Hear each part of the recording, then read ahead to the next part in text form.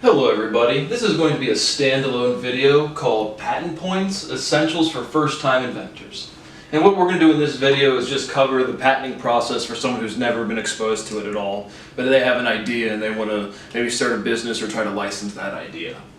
I own US 9539295B2, which is CBD enriched alcohol.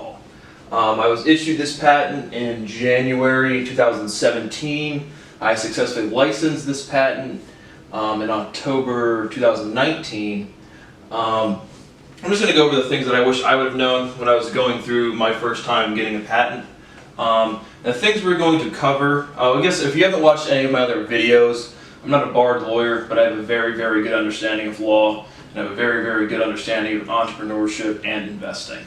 So I think this is definitely up my alley.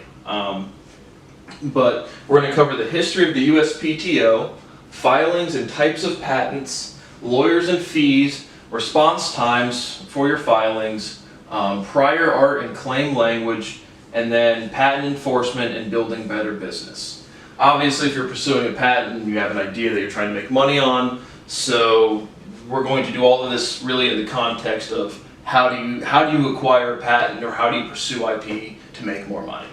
So let's jump in. So the first thing we need to ask or just address is, how can you get a patent? Why can you get a patent in the first place? And the answer is because on June 21st, 1788, the United States Constitution was ratified.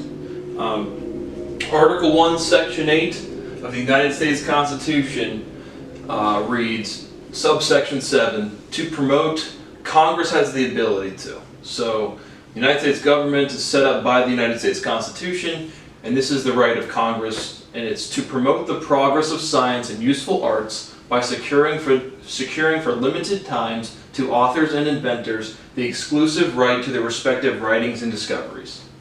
And this authorizes the United States Patent and Trademark Office, that is what USPTO stands for, to issue out patents. If you were issued a U.S. patent, it carries a term of 20 years.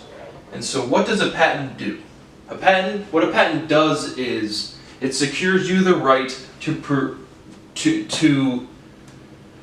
it doesn't restrict other people from producing the product, but it protects them from selling it. This is how you protect your commercialization of your innovations.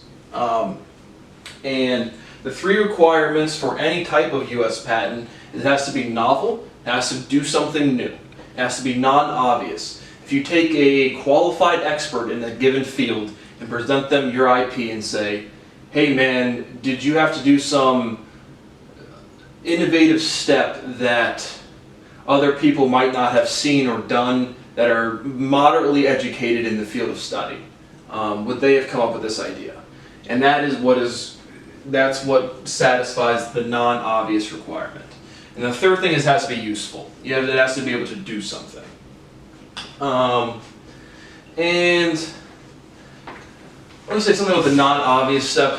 I mean, that's, again, you add something from a natural process, right? You can't patent metabolization. You can't patent the Krebs cycle, because why? It's just an apparent and natural process in nature as it is. You have to do something that it creates innovation. And so those are the three requirements you need to satisfy and why you can get a patent in the first place. Moving on. So now you have your big idea, your breakthrough invention. You've considered the requirements for patentability. Well, now you have to file a patent. So now we're going to talk about patent types, disclosures, and response times. The first thing you need to do is file a provisional patent. A provisional patent will not actually be reviewed by anyone at the USPTO, but it's basically a legal dibs. It says, hey, my name's Johnny, here's my idea, and it's so great that I filed something to say that I have the right. And what's the right to? Well, it's to file a non-provisional patent down the line. So provisional patents reserve the right to file non-provisional patents for 12 months. And I wrote, this is not a public disclosure, and that preserves novelty.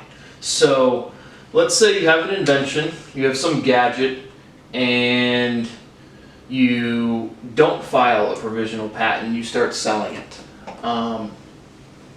When the USPTO, again, the USPTO is not going, well, okay, so let's say you do file your non-provisional patent within that 12 months. There's three types. You have a utility patent, and that's basically a composition of matter or something that does something new. This is what I have, the CBD enriched alcohol patent, and that's a mass composition. The other types of patent are design and plant. A design patent accomplishes something that another invention's already accomplished, but with a new form. It does it better. It's more efficient. And a plant patent, I would say most people are going to get utility or design. You're going to be doing some very direct research if you're pursuing a plant patent, but that's just genetics. If you introduce a new species by your own breeding. But now getting back to what I was saying about public disclosures, if you start selling a patent or selling a product and you have not filed a provisional patent, that will negate your novelty. You have to file your provisional patent within 12 months. You have to file your non-provisional patent within 12 months of filing your provisional patent. And you have 12 months to file a provisional patent post-selling a product. If you sell a product and you don't file a patent, even the original inventor will not have a right to claim a patent at all. So now we'll answer the question later on, should you even pursue a patent at all? But those are the time frames that you have. And now response times to say, okay, so you filed your provisional patent, you've constructed, so once you file a provisional patent, you can do that, I would say, if you're not a legal expert or not confident in your legal capacities, you should definitely file the provisional patent yourself. Like I said, no one's reviewing that for content, for merit, for those three requirements we talked about. The non-provisional patent is when you're either going to, again, know your stuff yourself or hire a lawyer. And I'd say for the first time, I hired a lawyer. I would definitely recommend a lawyer for your first time for sure. But the response times, okay, so now you filed your non-provisional patent. How long will it take to hear back from the USPTO? Well, it really depends. It depends how much prior art there is. When the patent examiner is reviewing your claims, they have to go through and check those three requirements for all other previous patents. Again, to satisfy the novelty requirement.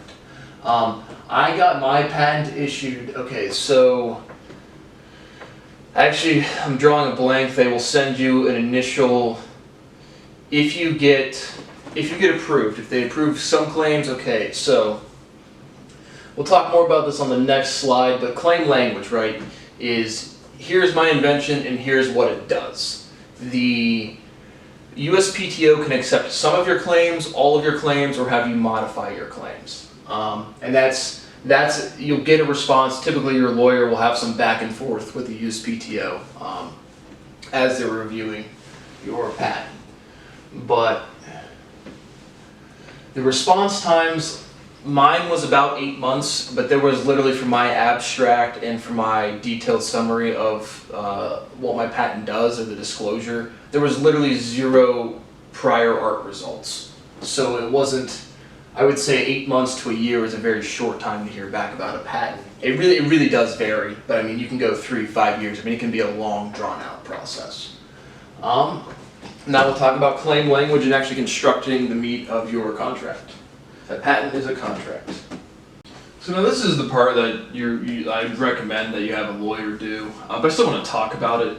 This is prior art and claim language. This is literally constructing your non-provisional patent.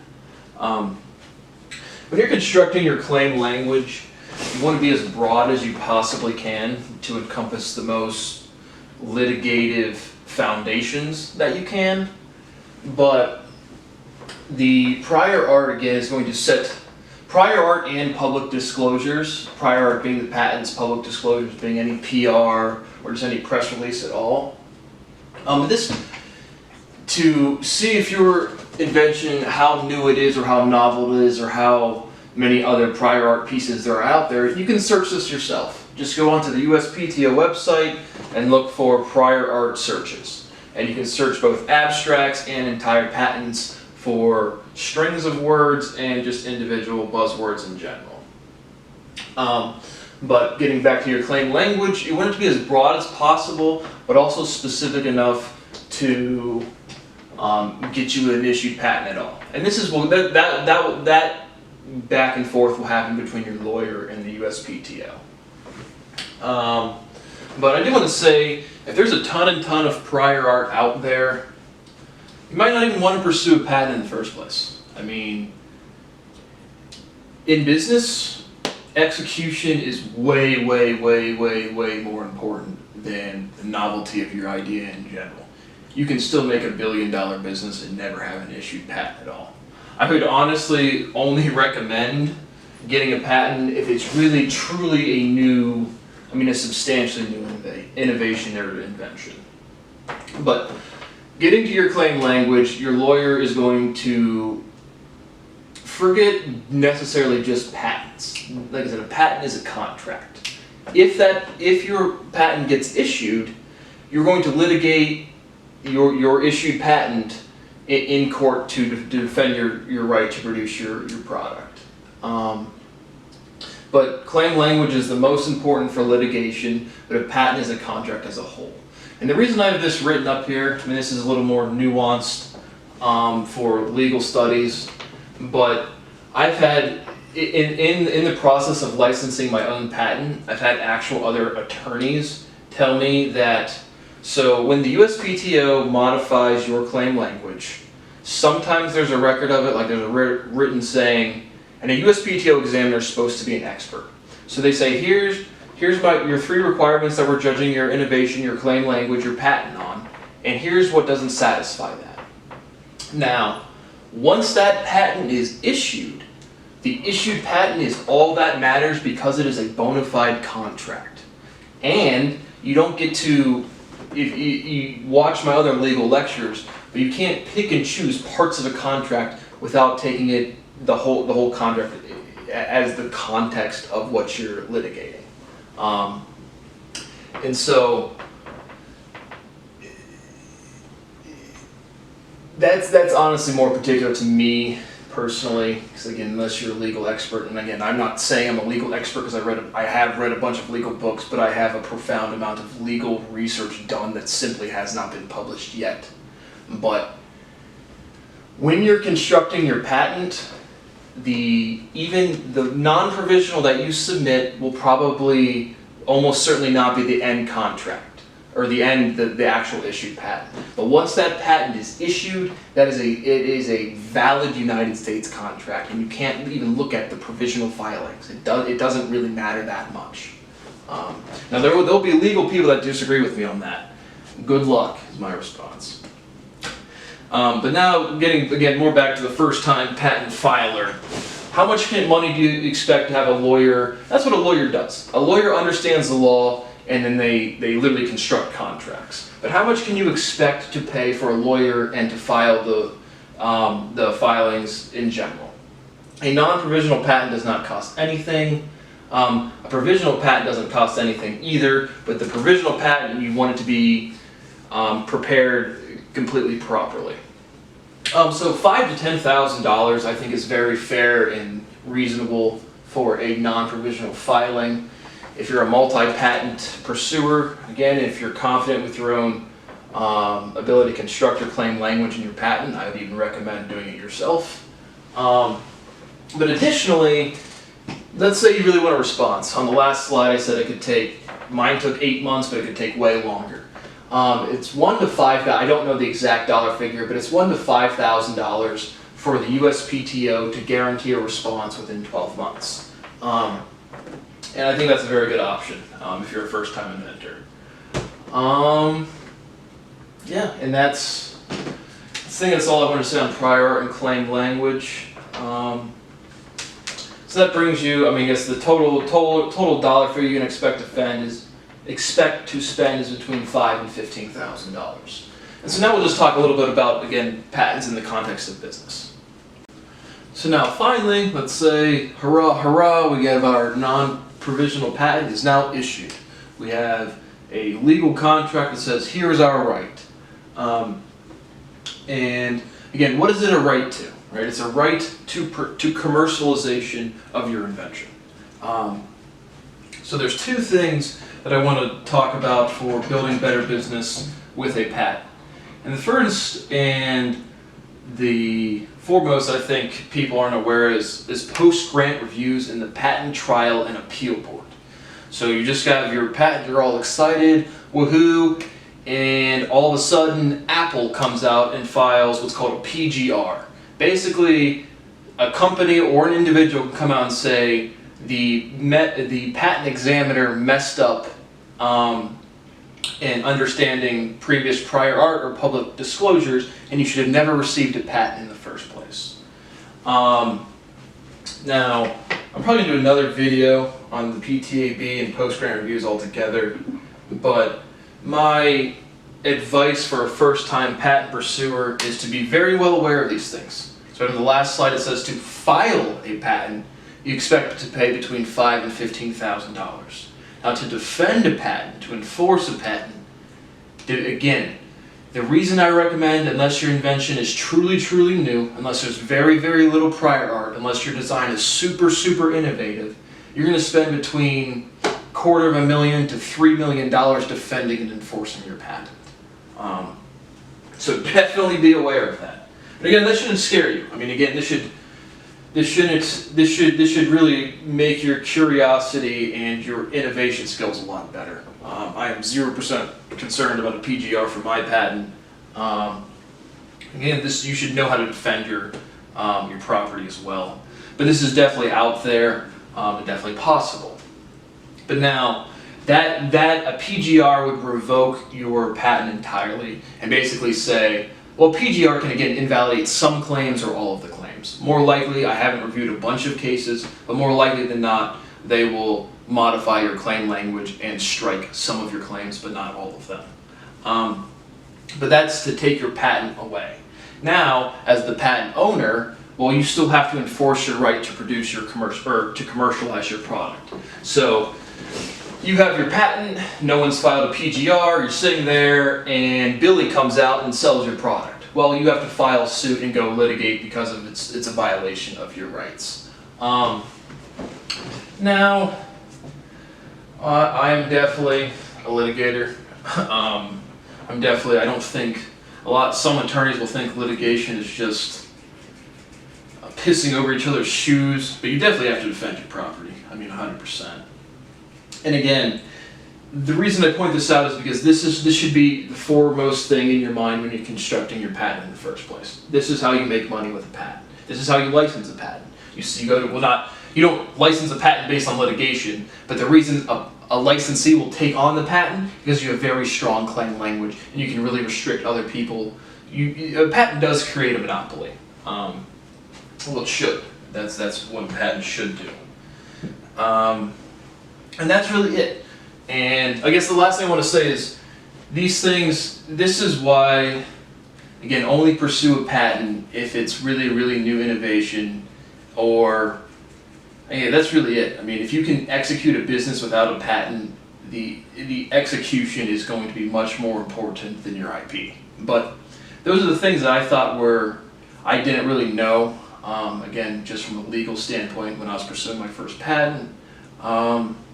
Again, I might do another video about the PTAB. But yeah, that's that. This clip's going to come at the end of the video, but I skipped over one thing that I just noticed during editing. But I wanted to cover the Patent Cooperation Treaty of 1970. And this is just, there's 153 contracted or participating states. And what it is it's just a uniform patent application if you have plans to sell internationally. And you have 12 months to file this application from your provisional filing. Again, this is one of those legal, just like the provisional filing for the US alone, this is like a legal dibs. You have to have some sort of further follow-up filing But again, that's specific to the countries, and I'm not aware of those, so I'm not going to go over that. But I just wanted to say, this is definitely something I wish I would have known on my first patent, or been advised of better. But from your provisional filing, you have 12 months to also file with the PCT, and assuming you get issued in all of the countries, you'll have an additional 153 countries to have protection in. And that's that.